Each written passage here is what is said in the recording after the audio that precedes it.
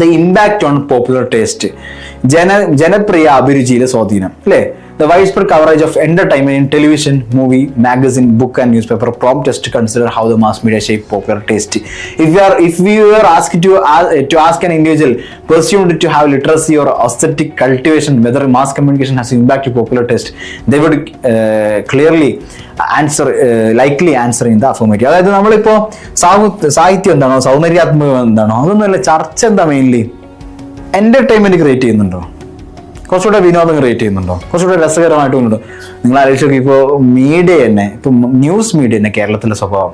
News media പഴയ കാലത്തൊക്കെ ആദ്യം വെറും ന്യൂസുകൾ അവതരിപ്പിക്കലായിരുന്നു. ഇപ്പം അങ്ങനല്ല.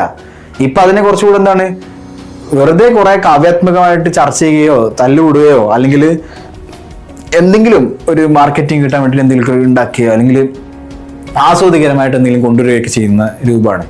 ഇപ്പോൾ കുറച്ചുകൂടെ മീഡിയ ന്യൂസ് വായിക്കുക എന്നതിനപ്പുറം അതിനെ മറ്റൊരു വെർഷനിലേക്ക് കടത്തി കൊണ്ടുപോയി എന്നുള്ളതാണ് ഇതിൻ്റെ ഒരു വലിയ പ്രശ്നം.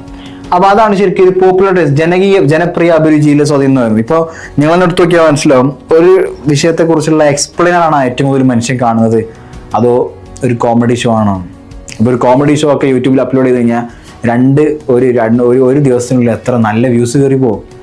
അതേ സമയത്ത് നമ്മളൊരു വിഷയത്തെക്കുറിച്ച് വിശദമായിട്ട് പഠനം നടത്തിക്കൊണ്ട് ഒരു കാര്യം പറയുകയാണെങ്കിൽ അതൊന്നും കേൾക്കാൻ വലിയ താല്പര്യം ഉണ്ടാവില്ല. സാമൂഹിക സ്ട്രക്ചറിൽ ഒരു പ്രശ്നത്തെക്കുറിച്ച് ആരെങ്കിലും പറയാനില്ല, അത് കേൾക്കാൻ വലിയ താല്പര്യം ഉണ്ടാവില്ല.